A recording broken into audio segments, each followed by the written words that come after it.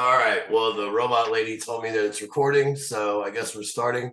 This is Clay Howerton, a friend of mine, and as you can tell, he's an American by the background. And I wanted to get together with some people from different backgrounds, actually, and kind of discuss my album. I'm actually it's like 2:30 in the afternoon on a Tuesday.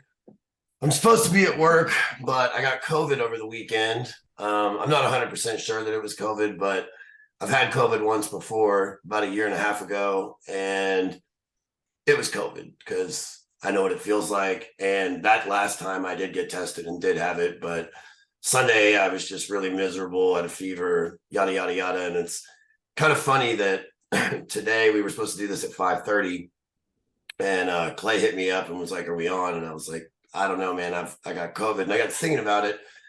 I was like, "This is kind of perfect," because I think really the reason I got COVID is because I've kind of exhausted myself mentally and physically over the course of the last month with this album, getting it done and everything, getting it out to the point where my immune system shut down, and that's pretty much why I probably got COVID. So now that I'm barely coming out of COVID, I think it's good that we're just going to do this and get it over with. But yeah, I just wanted to get some people's perspectives on the album that weren't mine, really. So what'd you think?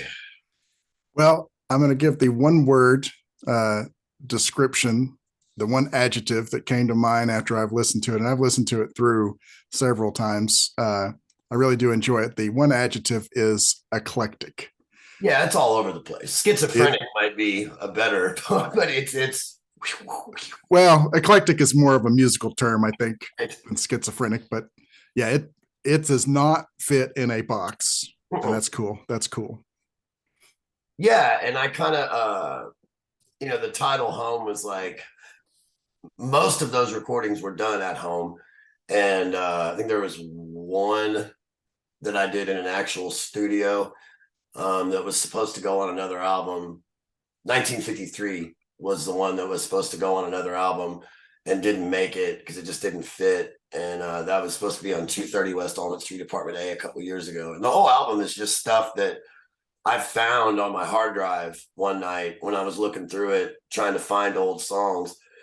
And I threw them all on my desktop, and I was like, this isn't really that bad. And they were really just demos for stuff that I thought maybe I would record in a studio at some point and never got around to doing it. And then, like anything else, a lot of times if I listen to something immediately after recording it, I'm like, oh, it's not very good. And then if I give it years of breathing room, like, actually, this isn't bad. And on some of it, I don't think that I could have gone into a studio and done it better than I did as a demo, because it would have kind of taken something away from it. But well, I'm glad you Yeah, liked it. And the eclectic is definitely true.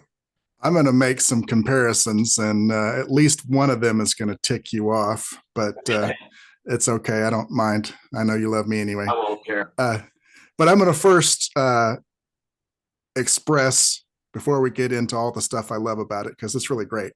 Thank I'm you. going to first express my disappointment, my major disappointment. There is no song on Home about your Bronco, and I was looking forward to listening to the Bronco Fixin' Blues. I expect that as a B-side if you release a single. Well, the Bronco is still it's running correctly, and all is well with it, but I still have some work to do to it. So I think I really like to let the pain of a situation completely sink in before trying to write about it. So give me another couple months and maybe I'll write that song. I still have to really, the last thing I have to do to that is I got to replace the ball joints.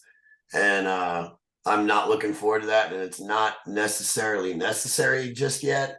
So I haven't done it because it's like a day-long project. And but yeah, after I get done with that, perhaps, but don't hold your breath.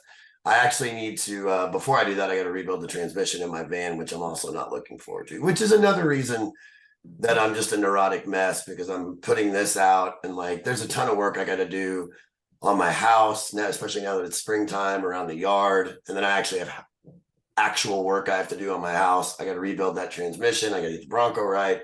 I don't feel like I've rested in, I don't know, since October probably of last year. And I think that's honestly why I got sick, was because I I was already tired before I started working on putting this album out together or to get it out.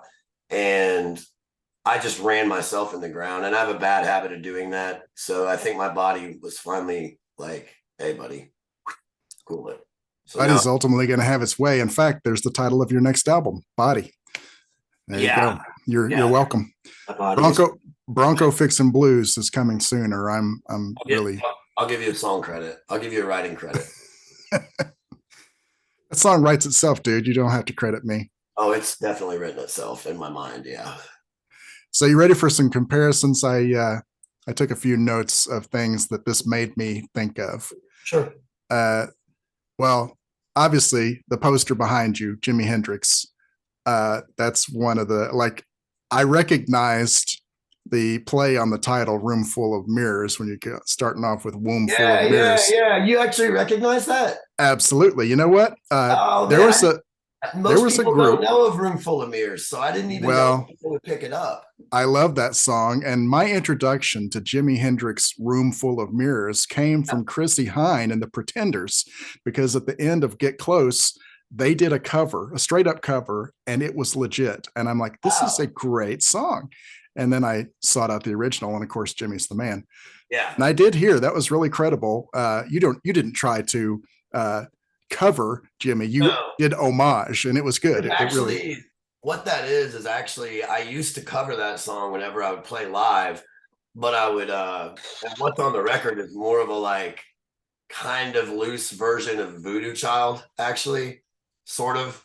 And then I would sing the lyrics to it's almost like just playing guitar blues in E in the style of Hendrix. And then I would sing the Room Full of Mirrors lyrics over that progression.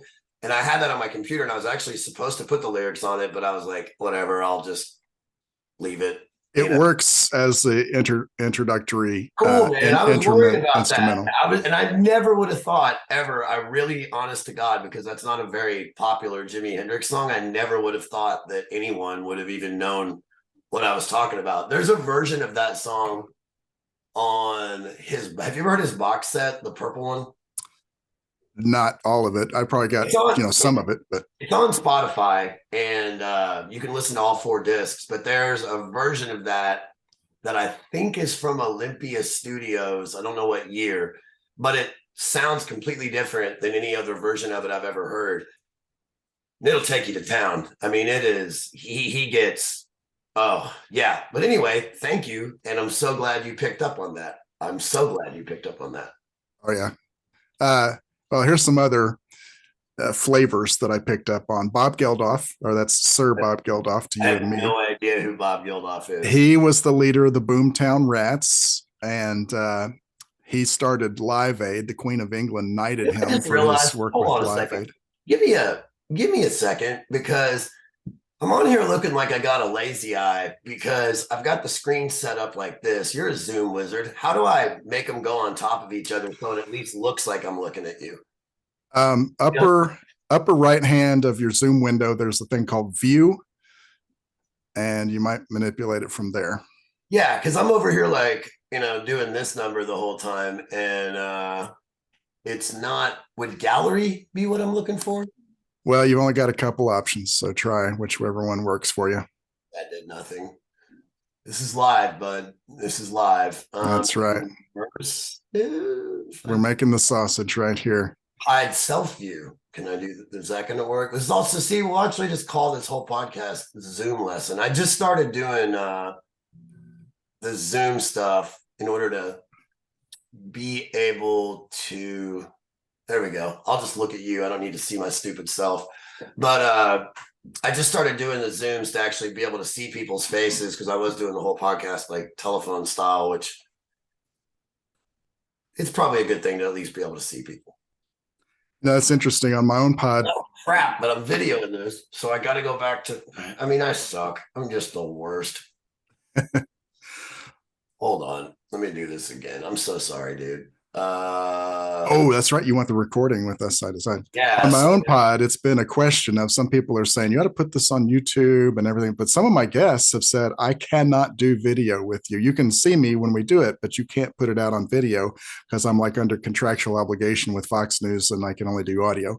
We don't have that problem on my podcast. Nobody, you're probably the most important person now. Oh, there it is. Now I don't know what happened, but Stacked them up. now it's There you stacked go. up. That's what we were looking for. Nope. Now it's back. Hello. Hello, That's YouTube what it audience. is. All right. This is exciting, riveting. Well, anyway, so some other flavors Sorry. there. Bob Geldof, Sir Bob Geldof of the Boomtown Rats. He had a song called Attitude Chicken, and you'd like it. I hear some of that in one of your songs. This is the one that's going to take you off. Two of the songs made me think that David Lynch would love your work. Yes, he would. And his I'll take that as a compliment, even though I don't particularly care for David Lynch. But I know that he's pretty well renowned as he's very highly artist people like he's a creative dude. yeah. And So and he would say Chris is a creator. I dig it. well, thank And his musical buddy Angelo Badalamenti would love and might say, "Hey, did you steal this from me? Your tarot cards, horoscopes, and crystal balls," which, by the way, is my number one favorite track thank you. on the list. Let's see. I picked up a little bit of Eric Clapton. You're welcome for that. It was on the instrumental about Terry Crews in a knife fight. Just a little bit of slow hand. That's actually not me playing electric guitar. That's credible. Yeah, I'm playing slide. So I guess it's more of a what was it with him and Dwayne Allman, Derek and the Dominoes? Because Could be that. It's an old friend of mine we're no longer friends, such as America these days. So I won't even name his name, and I'll act like I can't remember who he was. But yeah, he was. I will give him, regardless of whether or not we get along, he was a really good guitar player. But that's him playing guitar on most of that. I'm playing bass, slide, drums. I'm playing on most of this album. I'm playing everything except drums on 2 tracks. Well, I had in mind to compliment the bass player for holding it together on some of these. They get a little bit all over the place, and the bass line holds it together there. So good job. Thank you. A little David Lee Roth when you were doing the American Parents thing. I'm like, this is David Lee Roth, goofy. Yeah, it's goofy. It's serious too in a lot of ways, but there's one particular line where I make myself laugh and break the fourth wall. Indeed.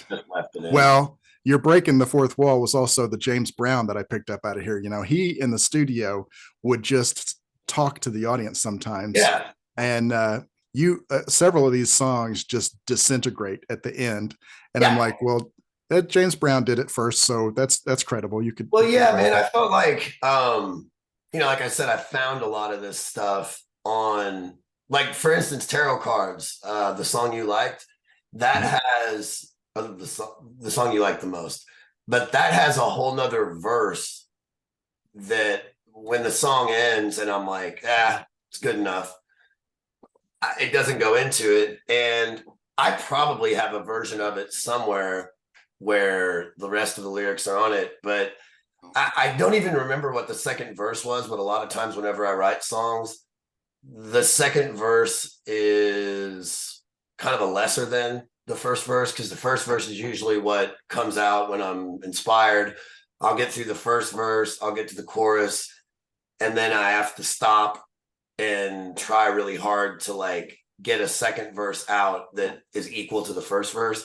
So I kind of felt like, hey, it's good enough. It gets the point across. And that's another thing too, man, is like nowadays, and that's sort of the experiment with this album a little bit.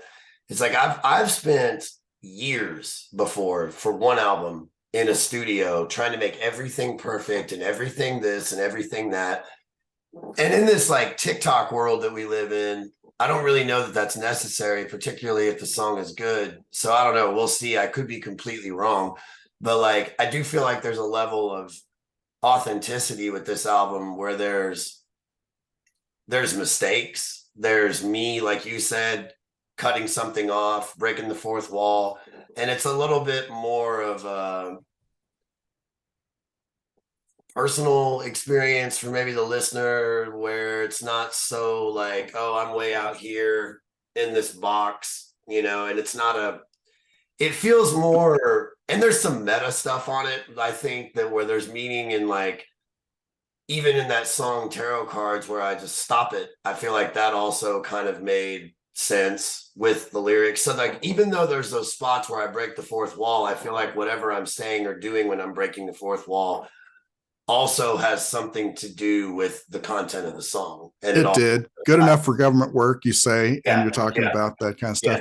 yeah, yeah. That's another part of the eclecticism of the album, is that the production value, if you will, varies Oh, from song to song. yeah. Yeah, there's some songs that are well, part of Tarot Cards is an iPhone recording. Yeah. Just me.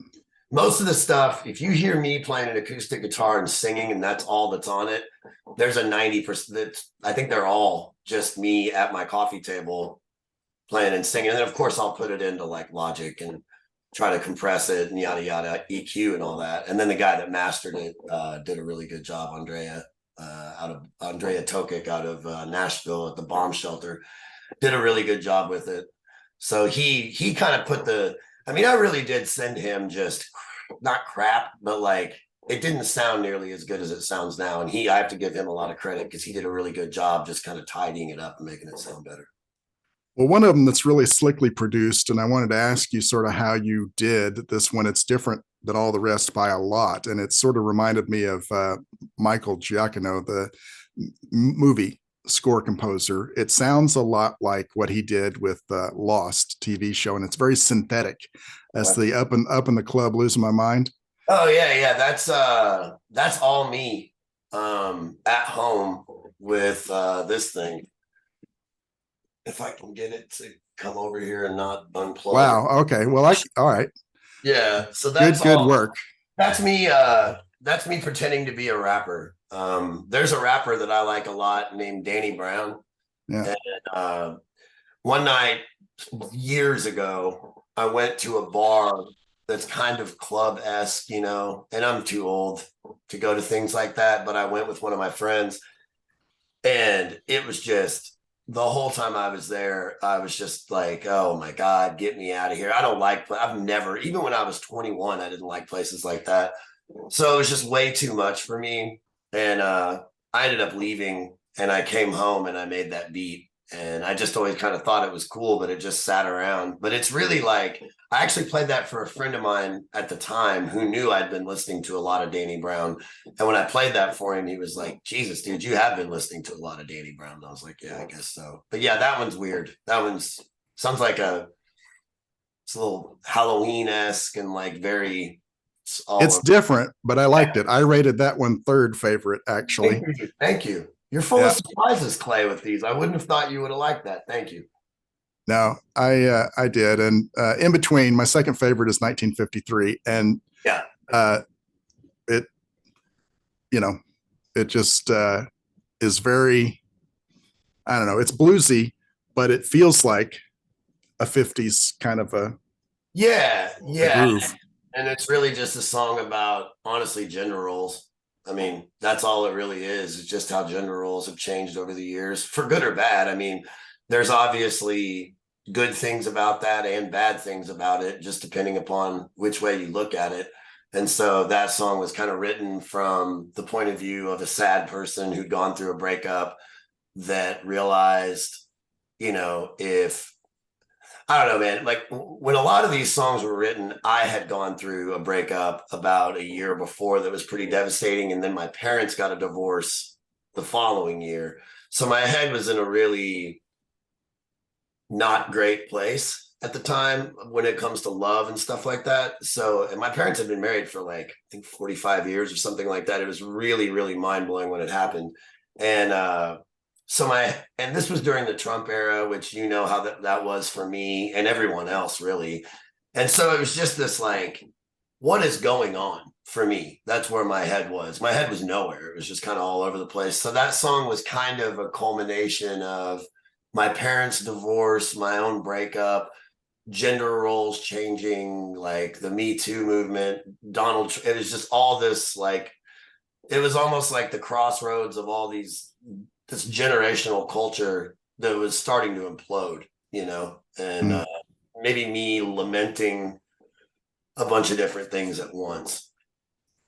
Well, if we're going to get into the serious, sad stuff, there were a couple of songs that were sad to me. One of them, the journalist, "You better film the flags draped over the airplane caskets." That hit Yeah. me because my worst day in Afghanistan was seeing 16 of those.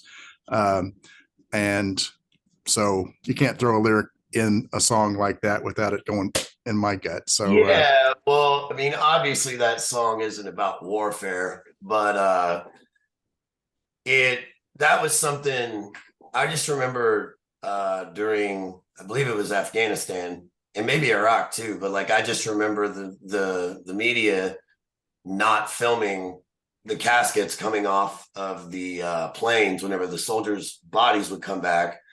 And so that song, which I'm not going to go into detail about outside of that line, is I just, yeah, that's a very specific memory for me being like, why are they not allowing? I will say about that, there were some restrictions for the Yeah. benefit of the families. There were some restrictions sometimes, like you will not point a camera at this. So I just remember at the time, I remember, and I could, I mean, hell, this was 20 years ago. So correct me if I'm wrong, but I remember it being seemingly, operative word being seemingly, more because that visual of the caskets draped in flags coming off of these planes was somehow going to be used as anti-war sentiment or something like that. And I always felt like that was pretty ridiculous when these guys like went over there because you told them to go over there and they died, and you're now wanting to like hide that or censor it, really. And that's just how I remember it. That was a long time ago, yeah, but a lot of that, in fairness, was actual protocol restrictions, and it wasn't a choice of NBC News or somebody saying let's not or let's do. Oh no, I know it. I know it wasn't the media. It was the administration. I remember that. And I Yeah. just remember being like, what are we doing here? And it's a lot of the same thing with censorship now, where it's like, what are we, children? Like we can't acknowledge the reality of war, that there are going to be people that will die. I mean, it sucks, but we knew that when we were going over there. So, I mean, you Yeah. know what I'm saying? I mean, it's just, it sucks. It's a horrible reality, and I'm not pro war by any means. But yeah, as far as that line goes, that was something that when that was, because I had a lot of friends that were in the military and did tours in Afghanistan and Iraq. And it was really, I didn't go, I was in the military, but I didn't have any friends that died in uh, while they were on a tour or whatever. But I had friends that died from like addiction when they came back, stuff like that. So, I mean, I don't know. But that's just why that line's in there, because considering the topic of the song, it seemed to fit. Yeah. Yeah. Journalism is dead. So long live journalism. But I think the saddest song on the whole album is Poor Priscilla. And Yeah. I love Priscilla Presley, but this song, I'm interested in what made you think up some of this, like, talk about Elvis in different ways, like, oh, he was in the army, and Well, it was he would just get violent at home. honestly, And it kind of goes back to like kind of what I was talking about before with my parents' divorce and everything. I had gone through a really bad breakup, and the country was going through a breakup, it seemed. I mean, everything was just chaos back then because these songs were all written. I think the last song, yeah, they were 2016 to 2020 is when those songs were written. And most of them were written 2016 to 2018, probably. And that song in particular was written kind of during the height of the Me Too movement. And about that time is when my parents had split up. And so I was really just, again, thinking about gender roles and kind of used Elvis and Priscilla as archetypes for the male and the female, particularly from an older era where I feel like, and maybe my dad's generation, a lot of those guys grew up on Westerns. The military was a big deal. I guess they would be boomers. I'm not really sure. But like, just thinking about how boys and girls were raised at that time and how that affects them in the long term emotionally. You know what I mean? And Yeah. I think you can see a lot of that in Elvis's life. I mean, Elvis was like rock and roll. I mean, he, and then he has to go into the army. Where did he go? Korea? Was it Korea he went? I don't even know. I think he served in Korea. I think. Don't quote me, or maybe it was. I think it was Korea. But like, anyway, and then Elvis had a lot of like Elvis did shoot the TV. He was a wild dude. He got into drugs and all this shit, and so there's that kind of untamed male testosterone wild thing. And then you've got this like innocent girl, Priscilla Presley, who was like 14 years old, which is crazy to think about whenever Elvis got with her, but that's a different time. And she's just kind of like, in my mind, this sheltered thing that got thrown into Elvis's world and is just sort of along for the ride. And she was never really prepared in any way for that. And so it was kind of me having empathy for her because she's probably empathetic, but at the same time, it's probably also a pretty hard trip for her, like Yeah. it's a It crazy. did come through. It did come through. Yeah. And you talk about her being in Memphis's cage. It's a Yeah. good word picture. Yeah. But we shift from the empathy to the vulnerability. I did not expect Chris Black vulnerability, but we got it, I think, on the most David Lynch like of the song, Simple Math. And I don't know if you know, Yeah. David Lynch is also a little bit of a musician. He's just a creator. Anyway, I like Simple Math. And I like that the only reference to math is the common denominator's name is Chris. Very vulnerable, very vulnerable. So good job with that one. Yeah, that was just kind of I went through a thing, obviously, if you listen to that song, and I was just thinking about how a lot of situations I end up in seem to not end well. And, that could be me, that could be the counterpart, it could be a lot of things. But at the end of the day, no matter what situation any of us are in, the common denominator is us. And it's that old saying, like, you can't control how other people act. You can only control how you react or how you don't or whatever. So it was kind of me coming to terms with a relationship that I'd gotten out of at the time and recognizing that, I'm the common denominator in all these things that I'm being reminded of. And, either that means I've got I've got some stuff I need to work on, but also why am I getting myself into situations like this to begin with? It was just me kind of doing a lot of self-reflecting, if I remember correctly, about a month and a half after I had split up with a girl, and was pretty upset about it for a while. And then it was kind of like, how that is with any kind of a relationship where it's really intimate for a little while and then it dissipates after the smoke starts to clear. Sometimes you'll just shake your head and be like, what was I doing? Like, what was I thinking? And that was definitely one of those. So I just kind of in there was like, oh yeah, this guy needs to quit getting himself into situations like this. Yeah. Well, it doesn't sound at all like Michael Jackson, but he had a song just like that called Man in the Mirror. Mm-hmm. And it is very vulnerable. Thank you. It's also playful. I like that. Yeah, it sounds really happy, but it sounds happy, I guess. And then it just kind of implodes into chaos with those guitars at the end where they're like winding over one another. Yes. Which definitely on purpose.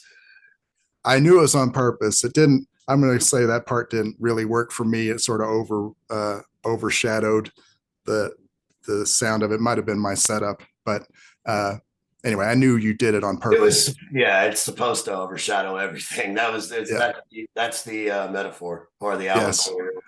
it works. Well, let's go from that to my favorite one with the tarot cards, horoscopes, and crystal balls. I I really like about the album that you got the mix of the instrumental and the lyrical. And I'm a guy that likes to dig into lyrics. And one of the Yeah. things you said in tarot cards made me be thinking about current events with this artificial intelligence chatbot stuff that's getting into making pictures and now making videos. And you said, believe half of what you see and none of what you hear, which is Yeah. an old saying. Yeah, But I was going to my say, dad used to tell me that all the time. now you can't believe what you see either. Yeah. There's deep fake I video know. now of like, I mean, And Robert Zemeckis. when I wrote that, I mean, you know, you and I've had 15,000 conversations about Donald Trump, so there's no point to dig into that. But like, because we don't agree, but whatever. That's the beauty of America. So, but yeah, like when Trump was president, with the whole fake news thing, it was culturally, it was what do you believe? Who do I believe? Which one's saying the truth, which one's lying, which side, which news outlet is true, and it's still that way. But yeah, when you add in the chat GPT thing, Jesus. And the thing is too, with social media, even, you know, you can kind of see the chat GPT thing slowly like ticking up. I mean, if you look back when I was writing that, I mean, I could see that in social media where there's grifters that'll, particularly on the liberal side, will say something just because they know it's going to garner likes. And I'm sure you've got people like that on the right where it's like they know what they need to say in order to like be popular or be in the cool crowd with their own little group. And that to me was just kind of gross, you know, like, and I didn't like it. And I think that if you can, you know, like I've heard people say that what are those things, captchas, whenever you're logging into a Prove you're a human. yeah, Yeah. that's just us teaching AI how to know where stairs are. Like that's, I've heard that. I don't know if that's true, but I mean, I could see it. I mean, like, so it, I don't know. You could kind of see us getting to this point, and now, I mean, that's funny we're bringing up AI because I watched Elon Musk, I guess, was talking to Tucker Carlson yesterday, and I watched that this morning because I wasn't at work because I'm getting. I like how I'm talking about having COVID and I'm banging cigarettes and drinking coffee, but I'm pretty sure he's terrified of it, and I kind of am too. yeah. And I watched the thing on because the algorithm, 60 Minutes did a piece on it where they went to Google, and Google's got one out that's called like Lambda. yeah. I interviewed Lambda on my podcast. I recreated the interview. Creepy, and that was months ago. Well, it's crazy because it doesn't, from what I understood from the 60 Minutes thing, it doesn't go online. It's all no, but there was this dude that worked at Google, and on his way out, he took with him some notes, and he said, here's my conversation going out the door with Lambda, and Lambda thinks it's alive, and you should be scared of this thing. Yeah. I think, and I got a hold of that guy's notes, and I'm like, this is creepy. I think the one that I watched might be different than Lambda. It might have a different name. It seems like it might be Lambda too. I don't know. My head's a mess. But yeah, man, AI is crazy. And really, dude, I'll be honest with you, like I almost feel like podcasting is like the new FM radio because like AM radio was, for those that don't know, like AM radio was kind of the mainstream till like the late 60s, I think. And then in the late 60s, like FM radio came in and it was kind of like the Wild West and people. Pirate radio. Right. And so really the only place that I feel I can get anything that's honest is podcasting anymore, you know? And even then there's some, of course there's grifters in that too, but that's why I like having a podcast and doing a podcast and like, because at least it's not filtered through chat GPT or, you know, some advertising. It seems like kind of an FM radio in the late 60s vibe. So that's kind of nice. I mean, it's going to get scooped up too here in 10 years. It'll be, I mean, it's already, you've got, I'll leave names out of it, but like there's just some podcasts that are like actors and it's like, what are you? Why? Shh. be quiet. Well, it could just be another entertainment. That's cool too. But I guarantee you, however much this was going slow before with the AI, it's accelerating because they went from GPT-3 to 3.5 to 4 just like that since January. And now it's not just answering questions with words. You can say, draw me a picture of a cat boxing a dog with a big glove, and boom, out of nowhere, here's your picture. Yeah. And then they're getting it into the videos, the deep fakes. I'm actually really glad about this, the whole AI thing, because putting this album out, even though I found the songs on my computer, was really exhausting. So I'm just going to have AI do my next album. Well, I thought about what if I make these little short movies sometimes. What if I asked the chatbot to write me a short story that I can make into a movie? And I thought, well, I wouldn't like whatever it came up with, but I was thinking about the creative process when you're talking about how you did the album and you start with the first verse and that's what you wanted to say. I'm the opposite. When I'm writing a little short story for a movie script, I start with like, where do I want to end up? And then it's like, how can I get there? What things have to happen that can get me there? But that's the thing about songwriting versus a movie, where generally with songwriting, I think, personally anyway, I'm generally going to say what the whole song is about within the first verse and the first chorus, and then the rest is just filling in holes. Where, and particularly the chorus is usually what's supposed to kind of surmise everything. Whereas with a movie, man, I'm actually working on a script with a friend of mine. Was working on it. We've kind of taken a break, but I'm hoping we're going to get back to it. But like, we worked on it pretty nonstop for like 6 months. And I mean, we don't have anything.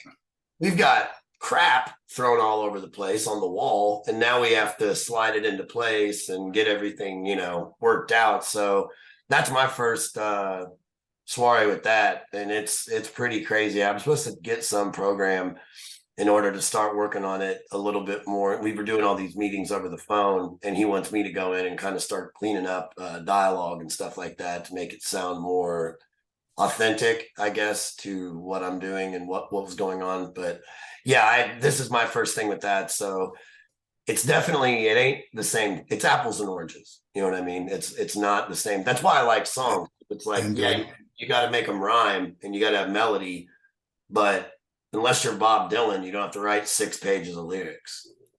So. If you want some, I don't know, headspace kind of stuff for your dialogue, check out the movies of David Mamet.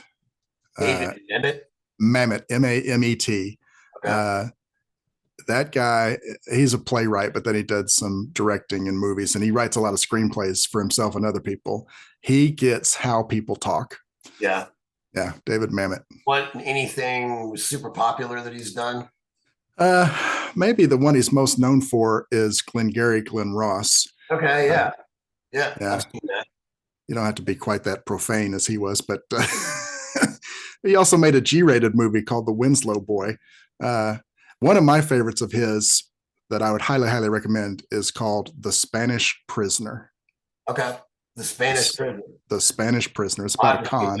I don't have anything to do the rest of the day, and I'm not going back to work till tomorrow morning, so I've got nothing but time to kill. Perhaps I can find it on one of the old... Yeah. I don't know if it's streaming or not, but it's a great movie, The Spanish Prisoner. I'll just ask Chat GPT to write me a short synopsis of it, and it'll be good. I don't even need to watch it. I can actually just have Chat GPT recreate the entire movie for me. And no, you need to hear the actors saying the lines. You know that. Well, hey, dudes, thank you for taking the time to do this. Always good talking to you. And I really appreciate you taking the time to do this. Thank you. Feel much better. Feel much better. All right, man. Be good.